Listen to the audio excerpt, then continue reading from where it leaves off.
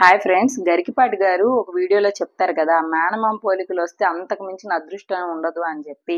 మా అబ్బాయికి వచ్చిన మేనమామ పోలికలు ఇవేనండి. ఇంట్లో ఉన్న అడ్డమైనవన్నీ తీసుకొచ్చి నెత్తిన బోర్లు ఇచ్చుకోవడం, గెరిట్లు తెపాలాలతో ఆడడం, ఇంట్లో ఉన్న చాక్ పీసులతో కూరలు వండడం.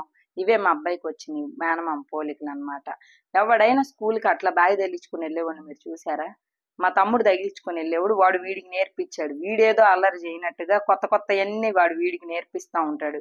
వీడికి ఏం బొమ్మలు కొనే పనేం లేదండి. టపాలాలు, ఆ హెల్మెట్లు అవి వాడి ముందు పడేస్తే సరిపోద్ది. బొమ్మలు కొనక్కర్లా.